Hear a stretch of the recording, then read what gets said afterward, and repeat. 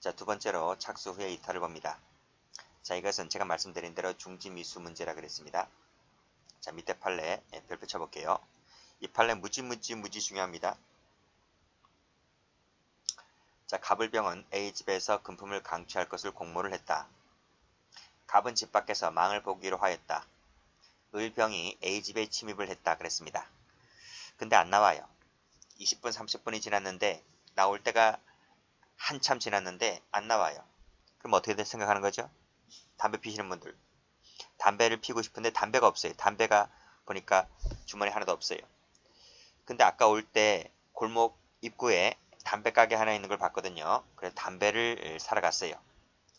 담배를 사러 간 사이에 을과 병인 A를 때려서 상해를 입혔다. 담배를 사러 간 갑의 지책이 뭘까요? 하는 거예요. 자, 여기서 노트 펴볼게요. 노트 74페이지. 자, ABC가 강도를 공모를 했다. 제가 이제 갑을병을 ABC로 바꿨습니다. 자, 이제 이 집 앞에 왔죠. 자, C는 망을 보기로 했고요. A, B는 뛰어 들어갔어요. 침입이 먼저입니다. 그쵸? 침입이 먼저 있고 한참 시간이 지났는데 안 나왔다는 거예요. 그쵸?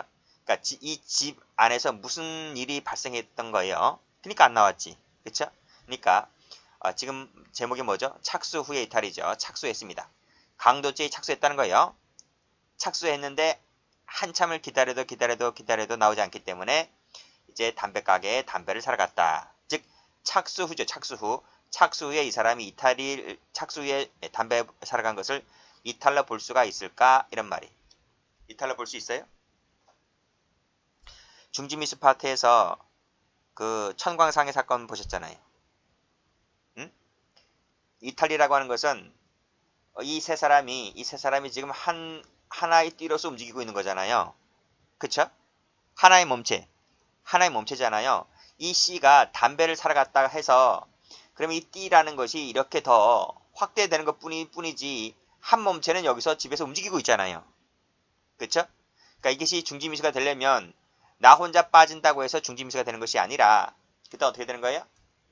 C가 이 집안에 들어가 있는 C를 누군가에게 알려야 돼. 경찰관에게 알리든지 집주인에게 알리든지 해서 이 A, B가 범죄 기술을 못하도록 막았을 때 한해서 중지미수가 되는 것이지 자기 혼자 쑥 빠진다고 해서 중지미수가 되는 것이 아니란 말이에요. 아시겠죠? 자, 그럼 다시 한번 지워볼까요? C가 담배를 사러 갔어요. 담배를 사러 갔을 때 이탈될 수 있어요? 범행을 저지한 경우가 있어요? 범행을 저지한 바가 없잖아요. 이탈을 볼 수 있다? 이탈을 볼 수가 없다는 거예요. 그러면 보세요.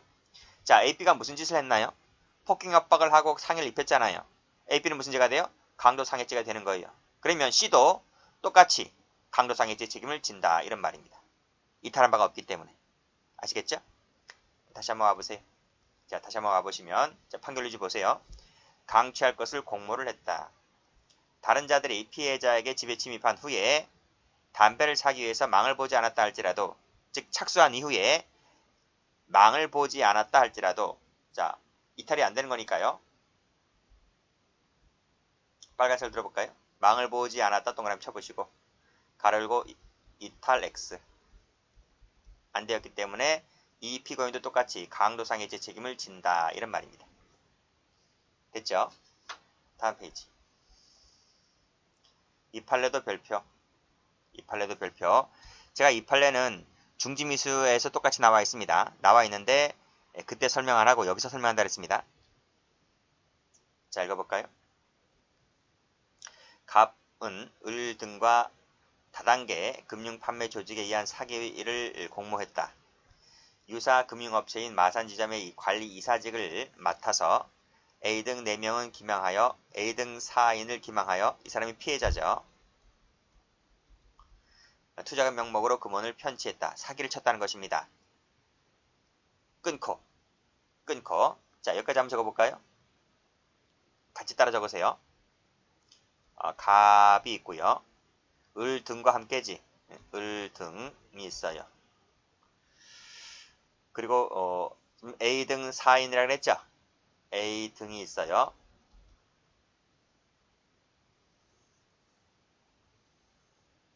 같이 필기 하세요.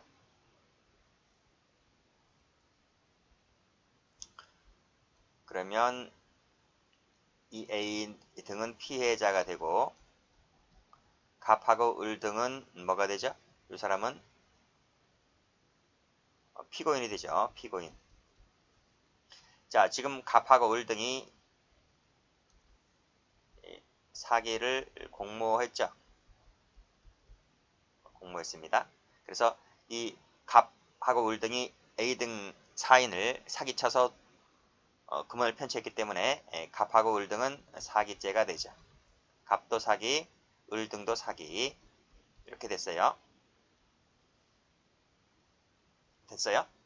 자, 근데 여기서 이 이사직을 맡고 있던 이 갑이란 사람이 사기를 치고 여기서 1번 나 안 하겠대요.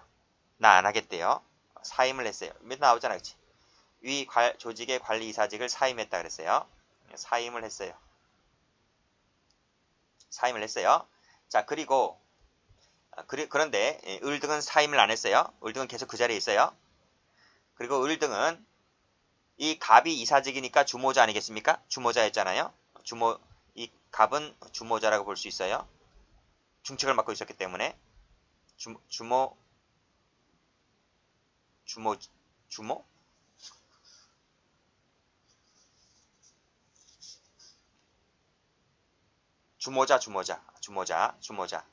주모자라고 볼 수 있죠. 그쵸? 주모자가 자기만 쏙 빠진다고 해서 이것이 이탈이 돼요? 기능적 행위지배를 제거했을 때 안에서 이탈이 되는 거잖아요. 그쵸? 근데 그냥 쏙 빠졌어요. 기능적 행위지배를 제거하지 않고 적어보세요. 기능적 행위지배 제거 X 제거를 하지 않고 사임을 한 거예요. 나머지 졸개들만 남았죠. 졸개들이 남았어요. 자, 그래서 이 졸개들이 갑이 자기에게 가르쳐준 그 수법대로 나오지 마지막 줄에 같은 기망 상태가 계속된 가운데에서 같은 방법으로 금원을 수수했다. 그쵸? 그러니까 이 사기 수법 그대로 갑이 가르쳐준 사기 수법 그대로 사기를 친 거예요. 그러니까 뭐다? 바이 같은 수법으로 사기를 친 거예요. 그래서 새로운 피해자가 나타나게 된 겁니다. 누구? B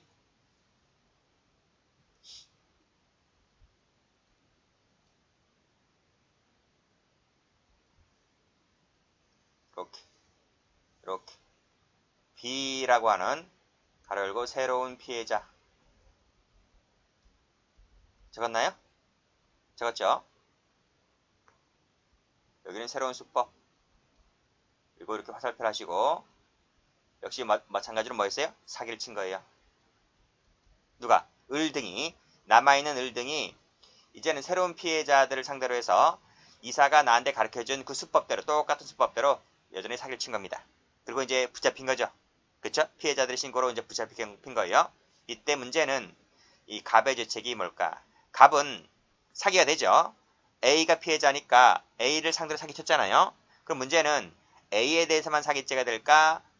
자신이 가담하지 아니한 이 B에 대해서도 책임을 질까? 사기죄의 책임을 질까? 이런 말이.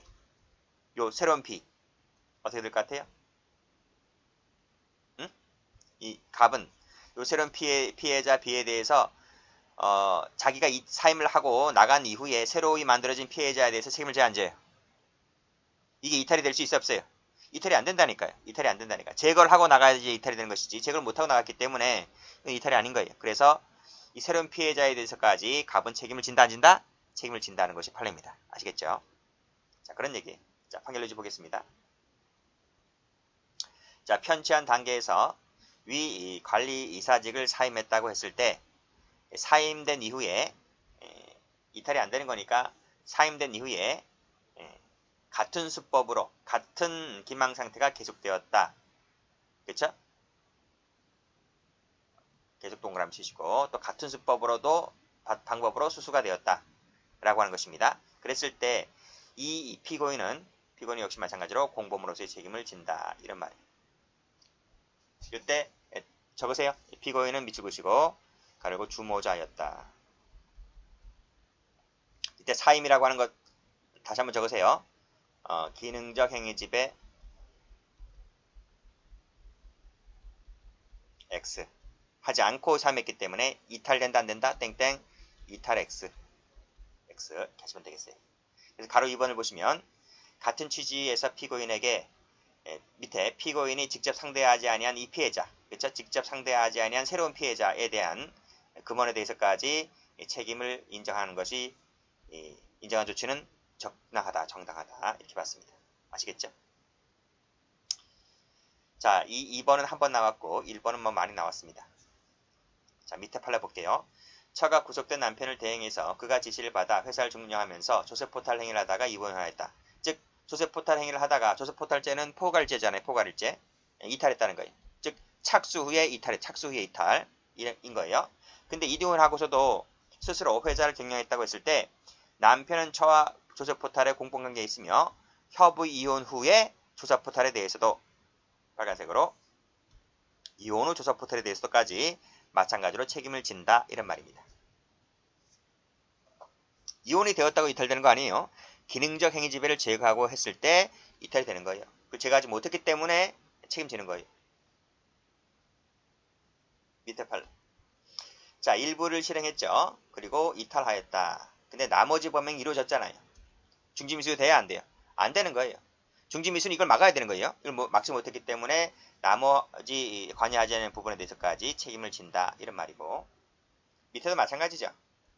일부를 실행한 후에 이탈했는데 이탈이 되려면 나머지 것을 못하게 해야 되는데 나머지 것을 지금 계속하고 있다고 했잖아요. 계속하고 있기 때문에 이탈이 되지 않는다 이런 말이죠. 밑에 나머지 범행들이 행한 시세조정행위에 대해서도 공범책임을 진다. 됐죠? 그 종료 후의 이탈은 뭐 거의 나오지 않습니다. 단독범행이 된다. 이렇게 검은색으로 참고로만 봐두시면 될 것 같아요. 다음 페이지. 자, 공동정범을 정리를 한번 해보겠습니다. 자, 뭐니 해도 판례가 제일 중요한 거예요. 학설이 중요한 것이 아니라 판례 입장을 보시면 될 것 같아요. 자, 편면적에다가 밑줄 그으시고 X. 이거는 학설이든 판례든 다 부정합니다. 그렇죠? 공동정범이 되려면 서로 간에 의사연락이 있어야 될 텐데 이거 의사연락이 없는 거잖아요. 그래서 판례든 학설이든 다 부정하고, 제가 앞에서 설명드렸듯이 범죄 공동소리든 행위 공동소리든 편면적 공동정범 자체를 인정하지 않습니다. 나머지는 전부 다 뭐예요? 나머지는 전부 다 판례가 이걸 다 인정하고 있죠. 판례가 다 인정하고 있다 이런 말이에요. 학설은 보지 마세요. 학설은 제가 다 지워버렸어요. 처벌법입니다. 일부 실행 전부 책임 올리다. 그쵸? 일부는 실행했다 하더라도 책임은 전부 다 진다. 자, 각자를 그 죄의 정범을 처벌한다는 말은 법정형이 똑같단 말이에요. 책임의 독립성. 공동정범 중에서 책임 조각사유라든지 이런 조각사유가 있잖아요. 가중감경사유가 있잖아요. 그러면 그 사유는 그 사람에게만 적용됩니다.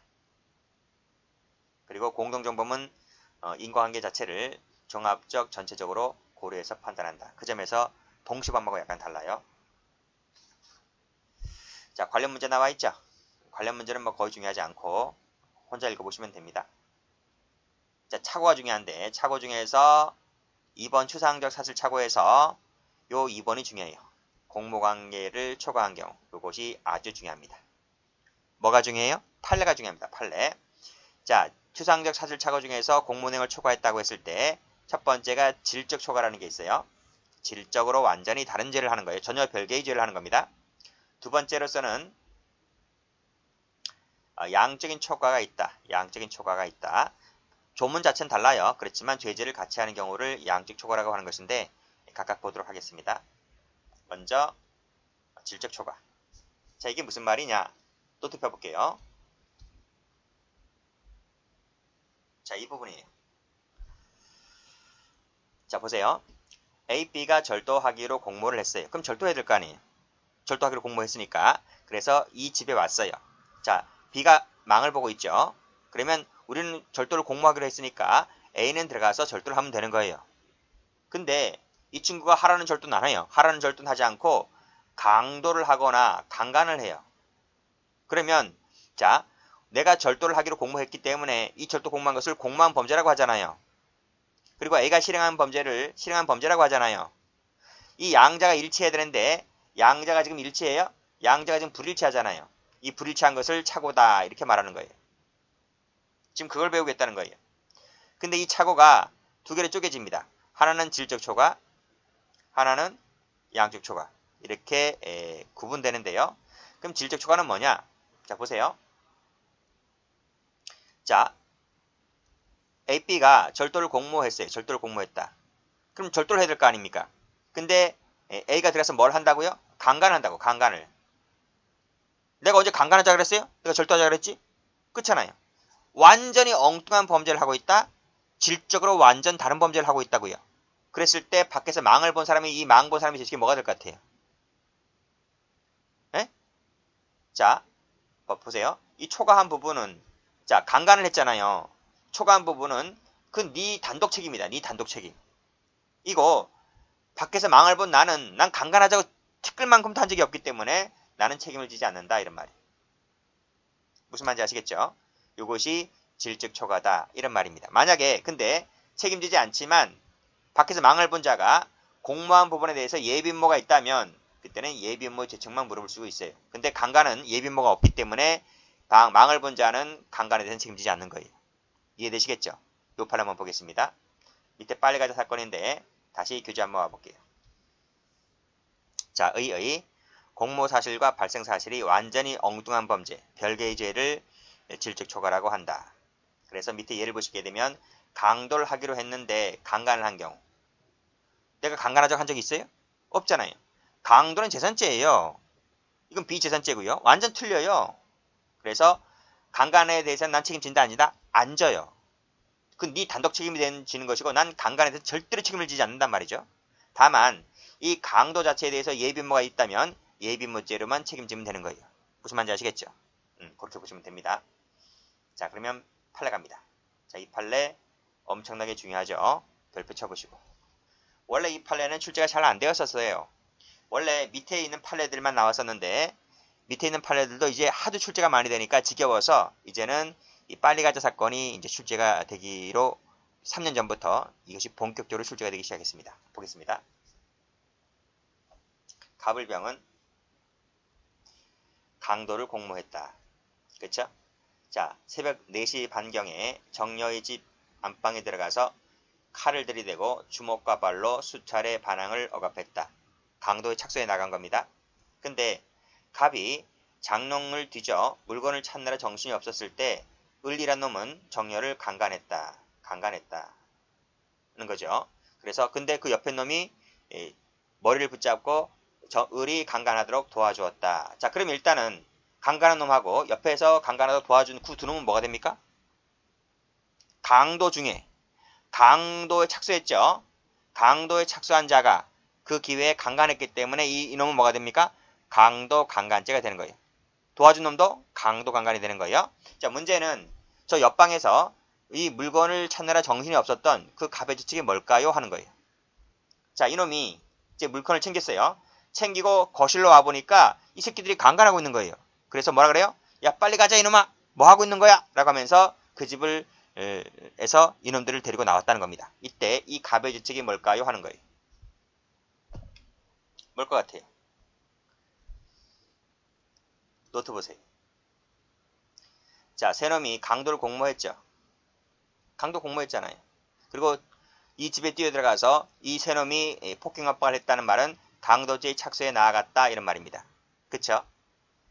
이때 이 두 놈은 그 거실방에 그냥 있고 자, C라는 놈은 저 다른 방에 가서 금품을 취득을 하고 있었다 이런 말입니다.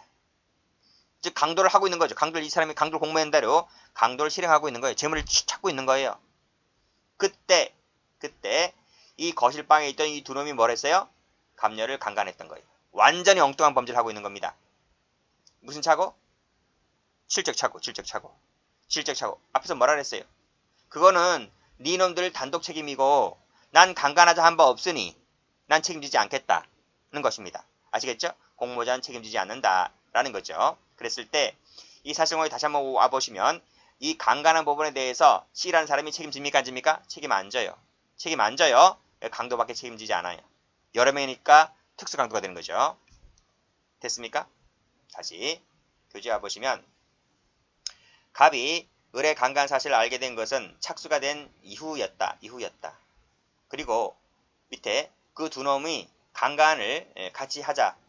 일체가 되어서 두 놈은 강간 행위를 했잖아요. 그렇죠? 그랬을 때 이 행위를 통해서 자신의 의사를 실행하였다 할 수 없으므로 결국 강도 강간에 대해서는 책임지지 않는다는 것이 판례입니다. 그래서 갑은 강도밖에 안 돼요. 자, 됐고 양쪽 초과를 가볼게요. 이건 무슨 얘기냐? 다시 노트 펴볼게요. 이 그림이네요. 자, 절도를 하기로 공모했잖아요. 공모했죠? 절도하기로 공모했는데 그 집에 뛰어들어간 놈이 강도를 하고 있어요. 강도를. 이 그림이잖아요. 맨 위에 그림. 맨 위에 그림. 자, A, B가 절도를 공모했는데 B가 밖에서 망을 보고 있는데 A가 들어가서 뭘 하고 있다고? 이 강도라고 하는 걸 하고 있단 말이에요.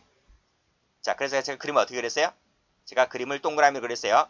우리 요만큼만 하자 이렇게 공모를 했는데 알았다고 하면서 들어간 놈이 이만큼을 해온 거예요. 커졌잖아요. 그치? 이만큼을 하자 했는데 이놈이 이만큼을 해오고 있는 거예요. 양쪽으로 일이 커진 거예요. 짜장면 한 그릇 먹자 했는데 이놈이 짜장면 세 그릇 먹고 있는 거예요. 무슨 말인지 아시죠? 그랬을 때 이 바깥에서 망을 보고 있는 이 B는 어떤 책임을 질까? 이런 말이. 내가 한 그릇 먹자 그랬지 내가 세 그릇 먹자 그랬어요? 그렇잖아요. 그래서 나는 어쨌든 짜장면 한 그릇이든 세 그릇이든 이 부분이 겹치잖아요. 이 부분이 겹치잖아요. 이 부분이 겹치잖아요. 그러니까 나는 일단 원칙적으로 이 부분에 대해서만 책임지면 되는 거예요. 이 부분에 대해서만. 무슨 말인지 아시겠죠? 그래서 뭐라 그래요? 공모한 범죄에 대해서만 책임지자. 나는 한 그릇 먹자 했으니까 난 한 그릇 값만 내겠다. 두 그릇은 네가 내라 이런 말이에요. 무슨 말인지 아시죠? 그러니까 절도를 하자 했는데 이놈이 강도를 했다면 절도한 부분에 대해서만 내가 책임지면 되겠다 이런 말이에요. 여러분 강도라고 하는 건 뭐 어떻게 되는 거죠? 강도라고 하는 것은 다 아시겠지만 폭행, 협박 플러스 절도가 합쳐진 말이잖아요. 합성어잖아요. 결합범이잖아요. 그치? 그러니까 강도라고 하는 것은 절도죄보다 뭐가 더 큰 거예요? 폭행, 협박이 있음으로 인해서 더 커진 거예요. 커진 것. 그러니까 절도라는 부분에 대해서는 남의 재물을 갖고 온다는 점, 뺏는다는 점에 대해서는 절도나 강도랑 똑같은 거예요. 다만 폭행, 협박이 추가된 것뿐이지. 무슨 말인지 아시죠? 그래서 원칙적으로 망을 본 사람은 공모한 범죄에 대해서만 책임지지 않아요. 공모한 범죄에 대해서만 책임지는 거예요. 다만 예외적으로 뭐다? 초과한 부분에 대해서 예견이 가능했다면 그 부분에 대해서는 결과적 가중범의 공범 처리를 하면 됩니다. 무슨 말인지 아시죠? 그러니까 지금 요만큼 하자고 했는데 이만큼 크게 했다면 원칙적으로 나는 뭐다? 요만큼만 책임지면 되는 거예요. 대신 이 커진 부분에 대해서 내가 여기 이 부분에 대해서 예견이 가능했다면 이 커진 부분 결과적 가중범에 대해서 공범 처리를 하면 된다. 이런 말이죠. 자, 이게 첫 번째 사례이고요. 두 번째 사례는 이거예요. 내가 강도하자 그랬어요. 둘이 강도하자 그랬어요. 알았대요. 강도하자고 한 놈이 들어가서 살인하고 있어요. 강도에 더 나아가서 살인까지 하고 있단 말이죠. 그쵸? 이것도 우리가 요만큼 하자고 했는데 이놈이 크게 한 거예요. 크게 한 건 한 거예요. 상해하자고 했으면 상해까지 한다고 해야 되는데 상해까지 해가지고 살인까지 한 거예요. 일이 커진 거예요. 결과적 가중범이 돼버린 거예요. 이 세 가지 사례가 다 뭐예요? 양적 초과 사례가 되는 거예요. 이것은 판례를 통해서 익히셔야 돼요. 판례를 통해서. 그죠? 한번 가볼까요? 양적 초과. 원칙 예외 다 필요 없습니다. 판례를 통해서 보시면 됩니다. 자, 신행사 주지 사건 볼게요. 뭐 잘 나온 판례는 아닌데 한번 볼게요.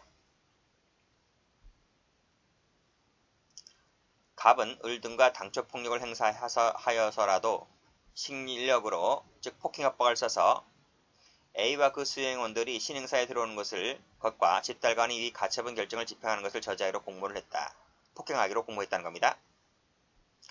자, 그래서 쭉 읽어보시고요. 자, 옥신각신 다투는 것을 보고 A를 살해하기 위해서 마음먹고 소지하고 있던 칼을 들고 목과 가슴 부분을 마주 찔러서 살해를 했다. 이것은 살해한 놈은 살인죄에 고의를 찍었기 때문에 이놈은 뭐가 되는 거죠? 살인죄가 되는 거죠. 문제는 다른 놈은 무슨 죄가 될 것이냐 이런 말이죠. 이해되시겠어요? 양쪽으로 일이 커졌죠. 지금 폭력을 행사해서라도 저지하기로 공모했는데 그럼 거기서 그쳐야지. 왜 살인까지 하냐고요. 그쵸? 자, 그림을 그리면 이렇게 그리겠네요. 갑이 있고 을이 있는데 둘이 지금 사실관계 판결을 보니까 가벼운 상해나 폭행의 고의네요. 그치? 그러니까 상해나 또는 폭행의 하기로 공모를 했다. 이렇게 적을 수가 있겠죠? 그쵸? 자, A를 만났어요. A를 만났다. 이때 요 갑이란 사람이 위에 보니까 을 등의 제지를 받고 옥신각신 다투는 것을 보고서 갑이란 놈이 살인하기로 마음먹고, 그쵸? 그러니까 원래 당초 공모하기는 상해나 폭행하기로 공모를 했는데 갑자기 갑이란 놈이 살인죄의 고의를 갖고 칼을 들어서 이 사람 죽이는 거예요. 사망했어요. 그러면 살인 고의를 갖고 칼로 찔러 죽인 이 갑은 무슨 죄가 되나요? 살인죄가 되죠. 이건 모르는 사람이 있어요? 살인죄가 되잖아요. 근데 문제는 이 공모하기로 했던 상해나 살인하기로 공모했던 이 을은 무슨 죄가 될 거냐 이런 말이. 무슨 죄가 돼요? 자, 만약에 이 을도 이 사망에 대해서 만약 고의가 있다면, 뭐가 있다면, 살인죄의 고의가 있다면 원래 이렇게 하기로 했었는데 하다 보니까 마음이 바뀌잖아요. 살인죄의 고의를 갖고 내가 비록 찔러 죽이진 않았지만 살인죄의 고의가 있었다면 이름도 똑같이 뭐가 되는 거예요? 살인죄의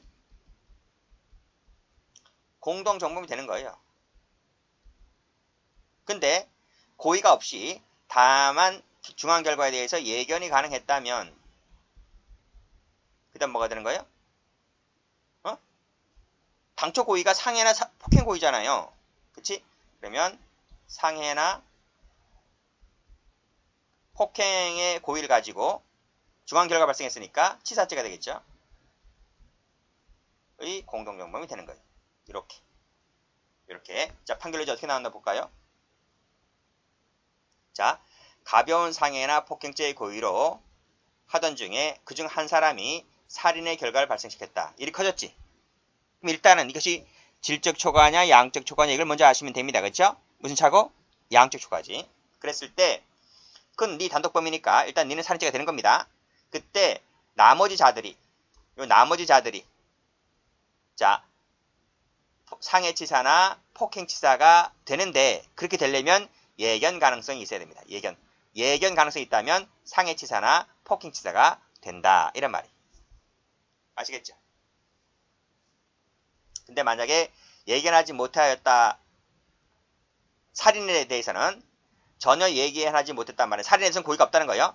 살인에 대해서는 고의가 없다면 살인죄는 될 수가 없는 거죠. 그쵸? 근데 살인에 대해서는 고의가 없고 다만 이 중한 결과에 대해서 예견이 가능했다면 치사죄의 죄책만 물을 수 있을 뿐이다는 것이 숨어있는 말입니다. 됐죠? 그게 이런 말이에요. 나머지 자들은 결과적 가중범위에 있어서 상해치사나 폭행죄의 죄책을 면할 수가 없다는 말은 이 중한 결과에 대해서 예견이 가능하다면 치사죄의 공동정범이 될 것인데 살인에 대해서 얘기했다 못하였다는 것은 살인에 대해서 고의가 없다는 말입니다. 그랬을 때는 살인죄는 죄지 않는다. 이런 논리예요. 이런 논리. 됐죠? 이 그림을 적어 놓으시면 돼요. 다음 페이지. 소나타 사건. 자, 갑과 을은 술 취한 사람을 상대로 금품을 강취해야 할 것을 공모를 했다. 강도를 공모했어요. 술에 취한 병을 집까지 데려다 주겠다고 소나타 승용차에 태워 가다가 폭행을 한 후에 금품을 강취를 했다. 강도할 것을 그대로 실현했네요. 여기까지만 되면 좋은데 그때 갑자기 을은 병을 승용차 밖으로 꺼내는 다음 경찰서에 신고하지 못하도록 강목과 돌멩이 집어들고 뒤통수를 때려서 죽게 했네요.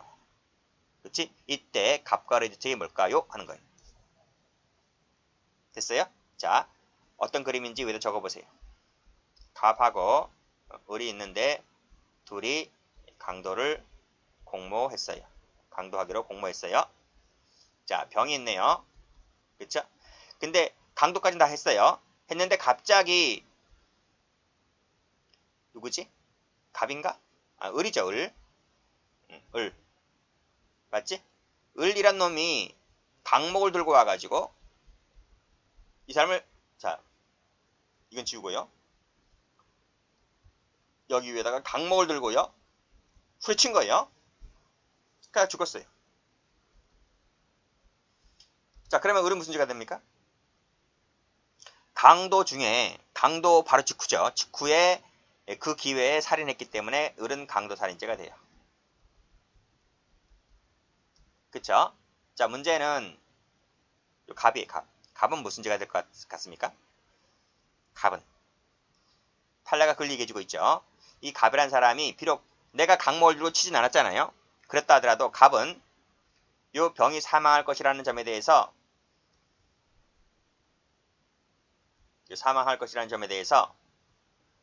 이 부분에 대해서 만약 고의가 있었다면 그때는 강도 살인죄의 공동 정범이 될 것이며 고의가 없이 예견이 가능했다면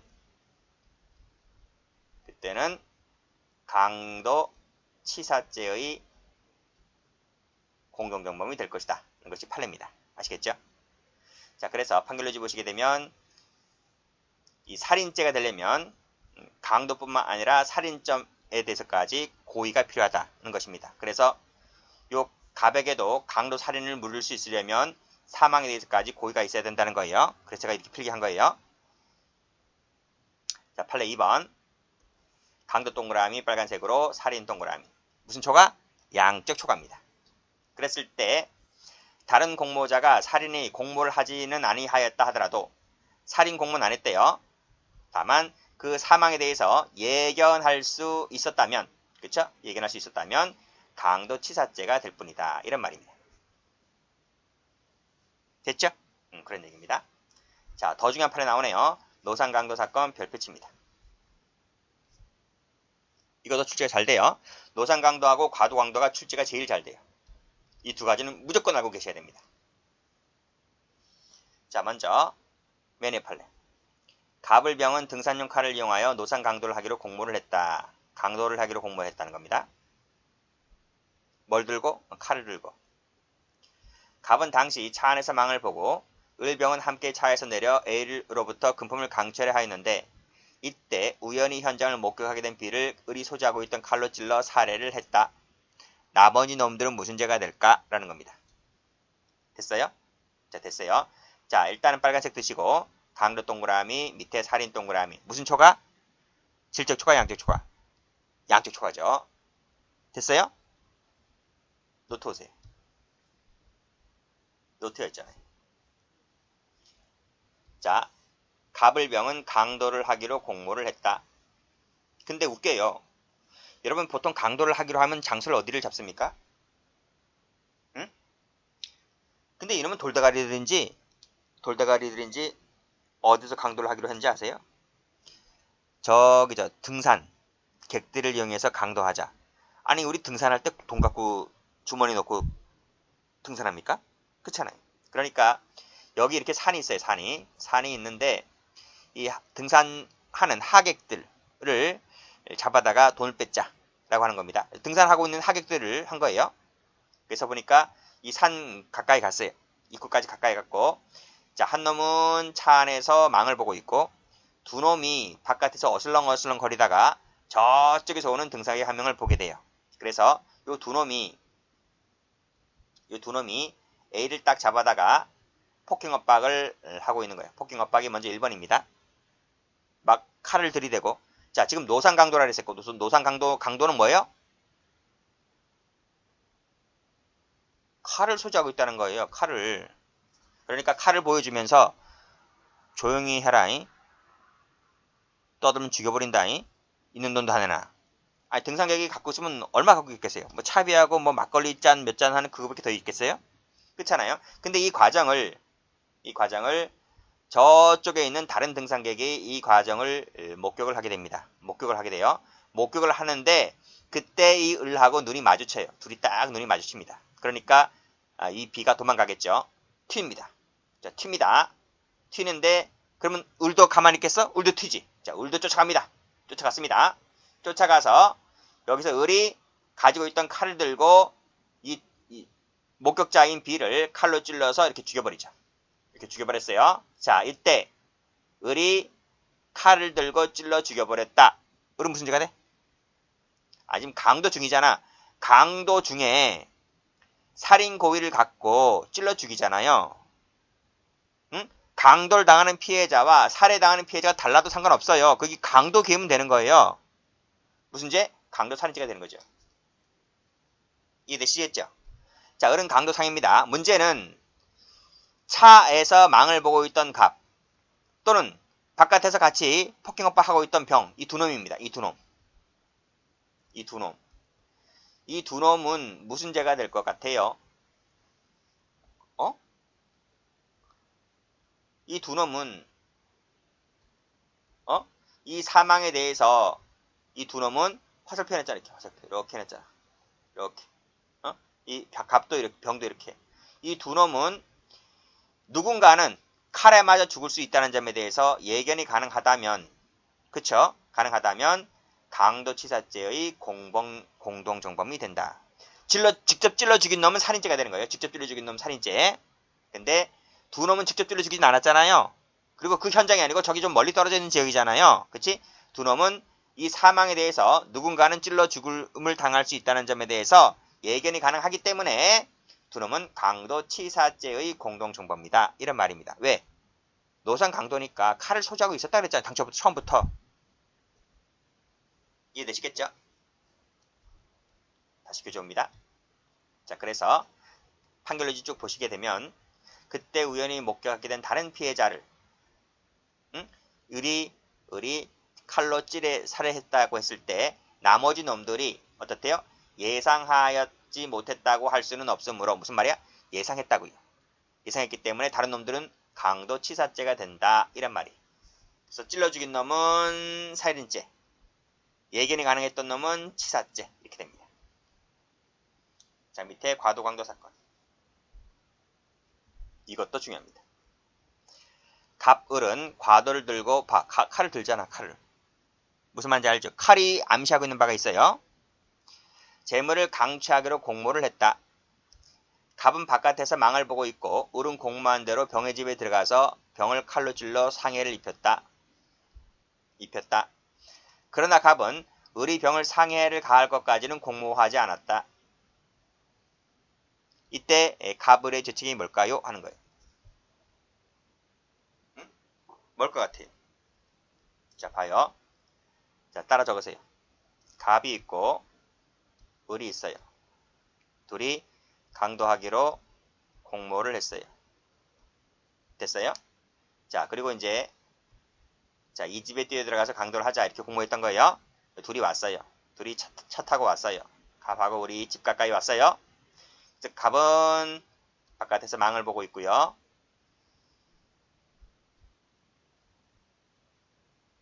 갑은 바깥에서 망을 보고 있고요. 을은 뛰어들어갔어요. 뛰어들어가서 을이 뛰어들어갔어요. 근데 집에 뭐 을만 있나요? 집에 누가 있어요? 그 집 주인이 있죠. 집 주인이 병이라는 집 주인이 있어요. 그래서 어떻게 했다는 거예요? 과도를 들고 강도하기로 공모했잖아요. 처음에 강도하기로 할 때 칼을 들고 하자 이렇게 공모가 있었잖아요. 그래서 이 사람이 들어가서 칼을 들고 어떻게 했어요? 찔렀어요. 찔러서 상해를 입혔어요. 자, 여기서 을은 무슨 죄가 되나요?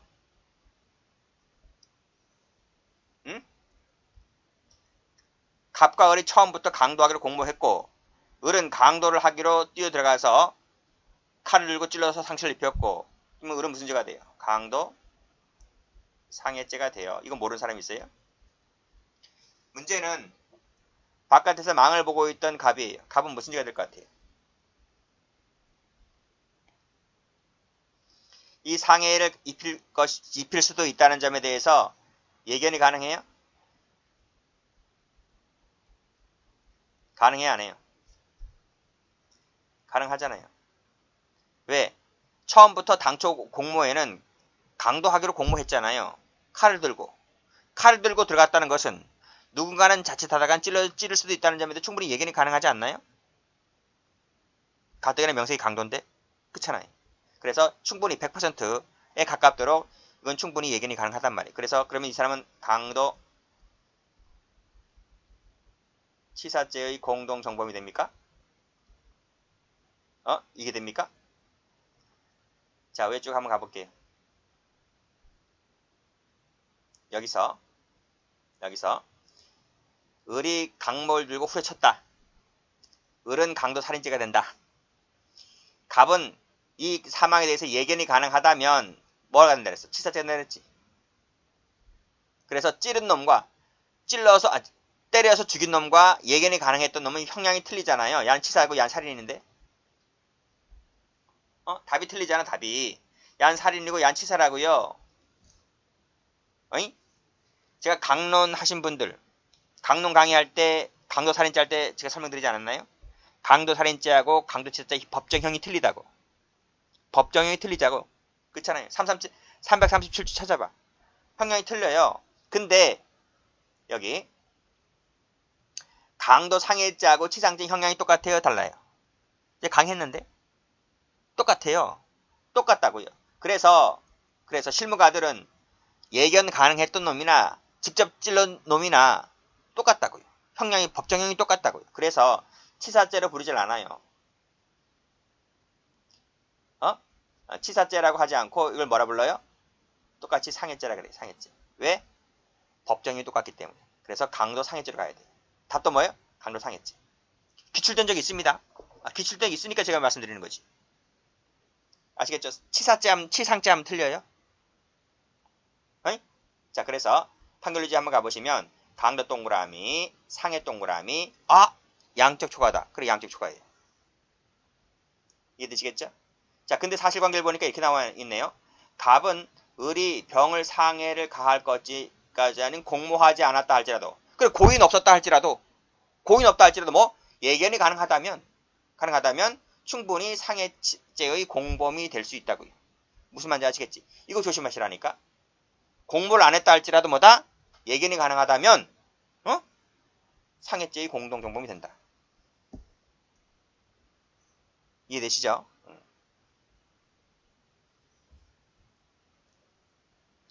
당연히 제가 여기 필기를 안 했지만 위에 것처럼 여기 살인 두 개 나눴잖아요. 고의가 있는 경우와 예견이 가능한 경우 나눴잖아요. 좀 나눠볼까?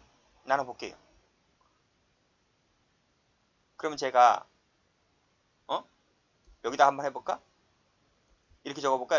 이렇게 고의가 있다면 이렇게 그럼 뭐가 돼? 똑같이 강도 상해죄가 되듯이 뭐예요?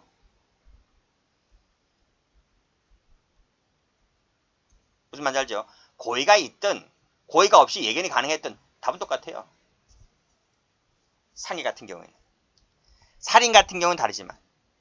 그래서 이 마지막을 잘 받으시라고. 대문 바깥에서 망을 본 공범인 피고인이 구체적으로 상해를 가할 것까지는 공모는 안 했다 할지라도, 즉 제가 앞에서 말씀드렸잖아. 주관적 요건으로서 공모가 원래는 고의라고요. 근데 그 고의가 승계가 가능할까 과실이 가능할까를 예외죄로 배웠잖아요. 그 공모라고 하는 것은 원래는 뭐예요? 고의를 말하는 거예요. 즉 상해를 가할 것까지는 고의하지는 않았다 할지라도 뭐다? 적어도 예견이 가능하다면 그게 숨어있잖아요.